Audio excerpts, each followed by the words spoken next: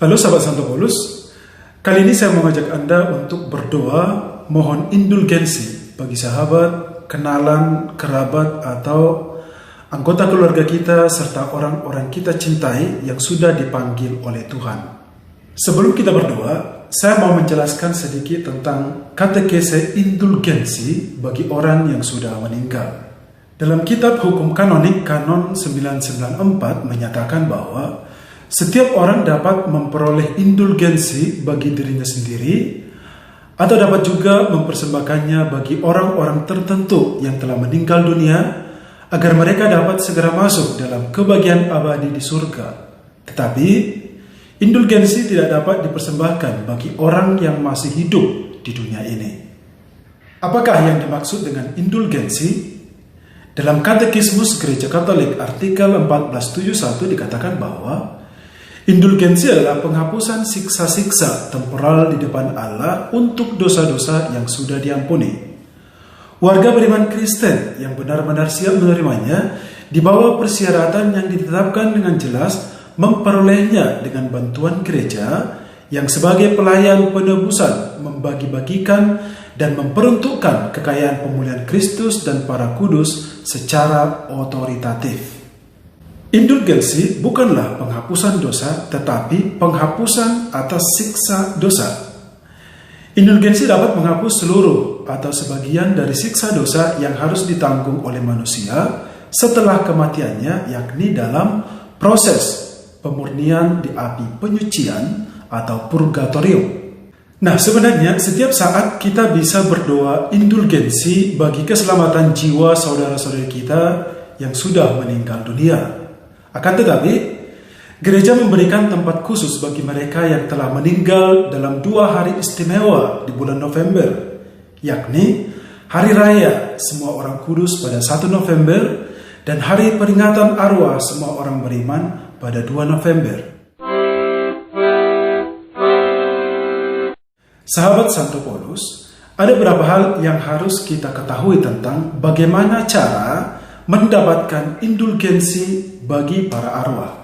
Yang pertama, mengunjungi makam dan atau mendoakan arwah orang yang sudah meninggal. Itu berarti kalau Anda bisa mengunjungi makam kerabat Anda pada 2 November, silahkan.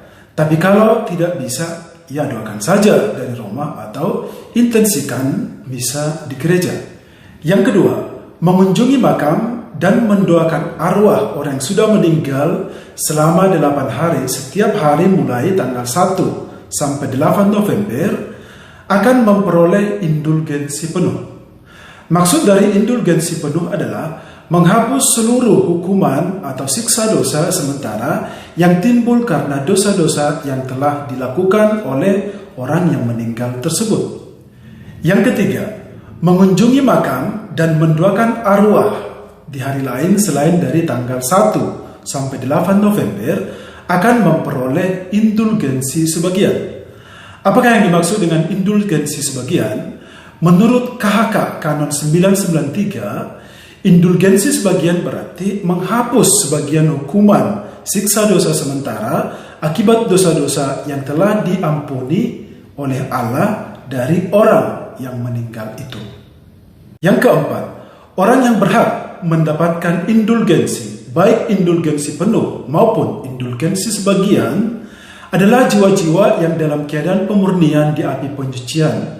Sementara jiwa-jiwa yang berada dalam hukuman abadi, yaitu neraka, tidak dapat menerimanya.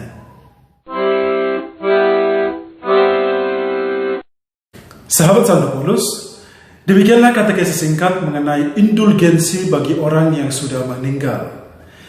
Bagaimana tentang indulgensi bagi orang yang masih hidup? Kita akan bahas itu di episode selanjutnya.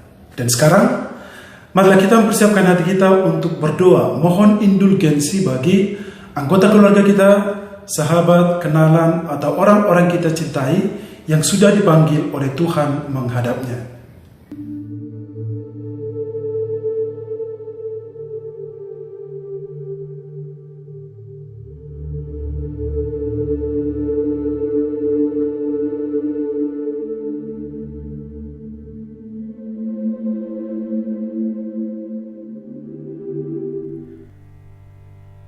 Dalam nama Bapa dan Putra dan Roh Kudus. Amin.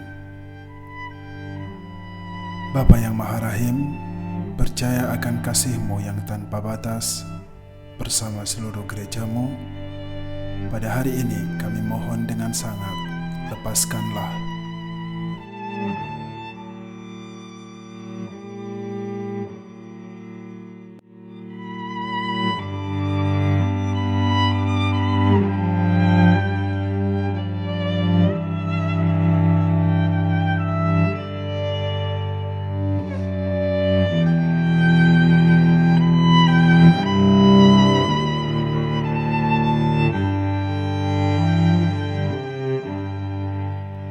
dari segala hukuman atas dosa-dosa mereka. Perkenankanlah mereka semua memasuki hidup abadi yang terang dan bahagia di surga mulia, dan perkenankanlah mereka memandang kemuliaan cahaya wajah-Mu. Ini semua kami mohon di dalam Kristus Putra-Mu dan pengantara kami, kini dan sepanjang masa. Amin. Aku percaya akan Allah, Bapa yang Maha Kuasa, Pencipta langit dan bumi, dan akan Yesus Kristus, Putranya yang tunggal Tuhan kita, yang dikandung dari Roh Kudus, dilahirkan oleh perawan Maria, yang menderita sengsara dalam pemerintahan Pontius Pilatus, disalibkan, wafat, dan dimakamkan, yang turun ke tempat penantian, pada hari ketiga bangkit dari antara orang mati, yang naik ke surga, duduk di sebelah kanan Allah Bapa yang Maha Kuasa. Dari situ Ia akan datang mengadili orang hidup dan mati. Aku percayakan Roh Kudus, Gereja Katolik yang kudus, persekutuan para kudus, pengampunan dosa, kebangkitan badan, kehidupan kekal. Amin. Bapa kami yang ada di surga, dimuliakanlah nama-Mu, datanglah kerajaan-Mu, jadilah kehendak-Mu di atas bumi seperti di dalam surga. Berilah kami rezeki pada hari ini, dan ampunilah kesalahan kami, seperti kami pun mengampuni yang bersalah kepada kami.